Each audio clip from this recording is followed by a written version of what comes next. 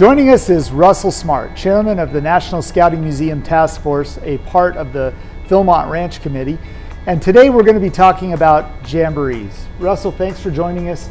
We're My here pleasure. at the Summit, now the home of the Jamboree. Let's go all the way back to the beginning. Why do we have jamborees? Why are they important?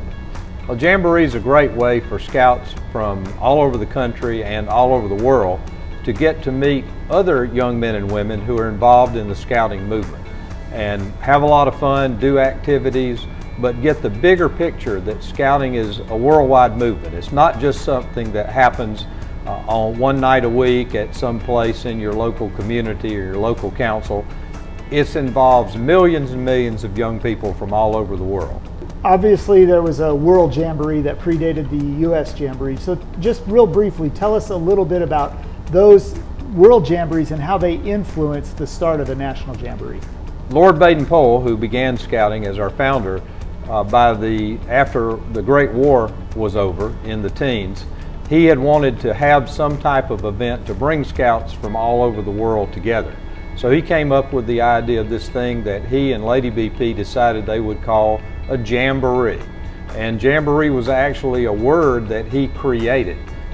There's lots of different stories about how it was, but Lady BP herself said that it was a combination of two words that were put together. Jam, because they were all going to be jammed together in a tight space, and Ori came from an event that was being held in Australia that was called a corroboree. So Lady BP and Lord BP took those two notions, the Ori and the jam, together and made the word jamboree to have for that. 1920 was the first World Jamboree, then another one in 1924, another one in 1929. That was back in England. 24 was in Denmark. 33 was in Hungary. Then in 1937, there was a National Jamboree that was planned for Holland. But prior to that, the Boy Scouts of America decided we need to have a jamboree, a national jamboree. And different countries around the world, other countries that had scouting, had also started having national jamboree events to prepare scouts to later participate in the World Jamboree. So we were planning for 1935. President Franklin Roosevelt had agreed that we could have the National Jamboree on the Mall in Washington, D.C. So all the planning was done, and then there was a scare of polio. This was way before there was anything such as a vaccine against polio, and so putting scouts together was not a good idea if that would spread polio amongst them. So the 35 Jamboree was canceled and rescheduled for 1937 on the National Mall in Washington. Franklin Roosevelt was still president, attended. It was a great event, and that was our first National Jamboree, 1937. The Jamboree obviously wasn't held on the Mall every year. Where did the Jamboree go from there? Well, World War II then intervened after 1937. The National Jamboree was held, and the World Jamboree in Holland was held. That was Baden-Powell's last big event as the chief scout of the world, in fact, and then he retired to Africa, to Kenya. After World War II was over, scouting was enthusiastically happening and beginning again and picking back up steam. And the next National Jamboree was 1950. And that was held at Valley Forge, Pennsylvania, to commemorate that great event in American history of then Commander-in-Chief George Washington of the Revolutionary Army and their winter sojourn at Valley Forge. So that was the location for the second National Jamboree. And so it didn't stay there. It had a future in other places. What was the next destination for the next destination was Irvine Ranch in California. That site is, you can still identify that site where the Jamboree was held. Then it was back to Valley Forge in 1957, then back out west to Colorado Springs in 1960, and then back to Valley Forge again in '64. So during those earliest years, it was sort of flip-flopping between the East Coast, Valley Forge, and the West Coast, Colorado Springs, Irvine Ranch in 53. As we move forward with the time, it's bouncing back and forth. There was a unique year when they did two jamborees, one on the east side of this country, one on the west side of the country. And they had some participation from the Apollo astronauts in that event as well. That's right. So the space program was in full-fledged progress. We were going to the moon numerous times with Eagle Scout Neil Armstrong and Buzz Aldrin doing the first one at Apollo 11, but then others were making visits as well. So it was, if it was possible, and there was a coincidence of a National Jamboree and an Apollo mission, it was set up that the astronauts could actually speak to the scouts at the Jamboree during one of the big stadium shows, and that was done. And we still have had, even in more current times, we've had communications with astronauts aboard the International Space Station or one of the space shuttle missions. So what was, they did this in 2 locations. Why did they choose 2 locations, and was it something that turned out to be successful or not? So 1969, the Jamboree was in Idaho at a state park there in Idaho, Farragut State Park, and it was very successful. In fact, the World Jamboree, the one other time that we had the World Jamboree was 1967, also at Farragut. In 1973, the leadership of the Boy Scouts of America decided to try an experiment. Let's have a Jamboree on both the east side of the United States and the west side of the United States. So we had a dual Jamboree, an East Jamboree and a West Jamboree. Farragut State Park was the West Jamboree, as it had been in '67 and '69. The East one was held at Moraine State Park in the western part of Pennsylvania. So we had the 2 Jamborees going on, not concurrent with each other, exactly the same dates, but they somewhat overlap, one right after the other. Lots of scouts were there, and it was a big deal, but logistically it was tough. And so the decision was made, okay, not going to do that again. So following those Jamborees, eventually we ended up at Fort A.P. Hill for a number of Jamborees. Talk about that experience at Fort A.P. Hill and why that worked so well. We did one more at Moraine in '77, and then in '81 we came to Fort A.P. Hill. The Scouts have always had a great relationship with the various branches of the United States military. Many Scouts go on to careers as either enlisted men or officers in one of the branches of the armed forces, and that's a wonderful thing. And so the Army agreed that this would be a wonderful way to introduce Scouts to an Army base by allowing us to use a part of this large facility in Caroline County, Virginia, for our National Jamboree. So '81 was the first one, and then we stayed there. '85, '89, '93, '97, 2001, 2005, and then we skipped a beat and went 5 years in between and had a Jamboree in 2010 to celebrate the centennial of the Boy Scouts of America there at a big National Jamboree at Fort A.P. Hill in Caroline County, Virginia. That turned out to be the last one there. It did. And the BSA was looking for a permanent home for the National Jamboree and potentially another World Jamboree. So tell us about the development and how the summit came to be. Well, contrary to what some people believe, we weren't thrown out of A.P. Hill. The Army was happy for us to continue coming and doing our Jamborees there, but we got concerned.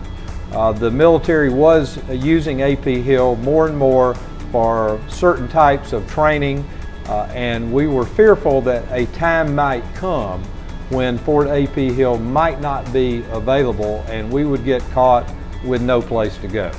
And so a special committee was put together. Jack First was the chairman, and other members of the Boy Scouts of America, and their task was to see if they could find somewhere in the continental United States an appropriate place to have as a permanent home for the National Jamboree of the Boy Scouts of America. They did a request for proposals all over the country.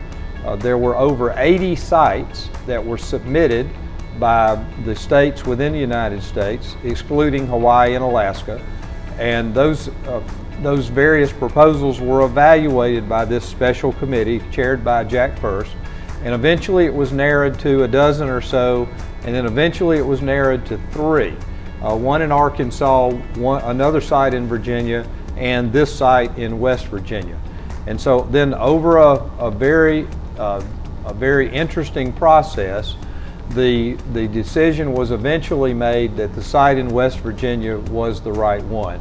Then Governor, now Senator Joe Manchin, was instrumental in bringing the Boy Scouts to West Virginia and to the summit. He came to the Scouts in Virginia, and he is reputed as saying, "Gentlemen, the Boy Scouts and the state of West Virginia go together like peas and carrots. And what can we do to get you to come and make your site of the National Jamboree in the great state of West Virginia?" We were impressed. And so ultimately the deal was put together. The Bechtel Family Foundation provided a huge and most generous philanthropic gift, along with others like Mr. Scott and Mr. Goodrich, Jim Justice, many others, Consol Energy funding. So all of the funding to put this magnificent site together here at the summit came from donors who were in love with and sympathetic with the mission and vision of the Boy Scouts of America. It evolved, Harold, from being just a place to have a national jamboree to be a year-round operation like our other adventure bases, Philmont, Northern Tier, Sea Base. So now the summit is one of a wonderful portfolio of 4 adventure bases where a scout can go and get all sorts of different high adventure opportunities. You mentioned that this is a year-round facility, and particularly in off years for Jamboree, they actually offer an opportunity for councils to do summer camp here, if I understand correctly. Yes, they do. How does that work? So we have 2 programs, the High Adventure program, which takes to a higher level some of the events that we do during the National Jamboree. And then we have a National Scout Camp. The funding for that was provided by now Governor of West Virginia, Jim Justice. And so the Justice Scout Camp provides opportunities for scouts to come and try out the high adventure stuff that's here at the summit, but also to work on basic scouting advancement skills, merit badges, some of the same things that you would do back at a local scout camp. But we do some of the badges and activities that might be beyond the capability of many local scout camps. That's fascinating and really kind of cool. A little bit about the World Jamboree being here. Obviously this is the place to do it, and it was done in conjunction with Mexico and Canada. Right. What was the reason for that group of countries, and what was the experience like? Wayne Perry, who is again one of our great scouting volunteers, national board member, past national president, member of the World Scout Bureau, WP as he likes to be called, had the vision and the idea that it was time for the United States to once again be the host for the World Jamboree. But WP also had the great idea that we should do this in conjunction with our neighbors. And those neighbors are Canada and Mexico. So WP approached the Scouts of Canada and the Scouts of Mexico and asked them if they would partner with us in a 3-way partnership and make a proposal to the World Scout Bureau that we would be the host, but it would be a North American hosted World Jamboree, not just a United States hosted Jamboree as it had been in 1967, the one other time. That was actually the 12th, and I think it's pretty cool that we hosted the 12th World Jamboree and then we hosted the 24th Jamboree. So kind of interesting there, I think, in a sense. So WP and a dream team of scouts from the United States, Canada, and Mexico presented our proposal. It was adopted very shortly after we actually started construction here at the summit. In 2011, we got the nod to host the 2019. So for the next 8 years, Scott Sarles as our chairman and a great group of volunteers and professionals put together the program that became the 2019 World Scout Jamboree, the 24th World Scout Jamboree.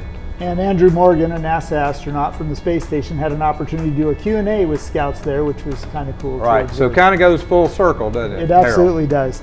2023, next National Jamboree. Yes. Starting signups now? Absolutely. So we were hoping to have the next one that would have fallen in the cycle would have been 2021, and like a lot of things, that fell victim to the worldwide pandemic and the effects of COVID. So it was postponed, not canceled, but postponed and the decision was recently made that 2023 we're ready to go again. So 2023 here at the Summit will be our next National Scout Jamboree. A great committee has now been put together. Tico Perez, a former National Commissioner of the Boy Scouts of America, is chairman. He's got a great team of professionals and volunteers who are working right now as we speak to put together the program for the next National Jamboree in 2023, and you can sign up now. All right. Well, thank you very much for all that interesting information about the history of the Jamboree, in particular here at the Summit. That's all the time we have for this time.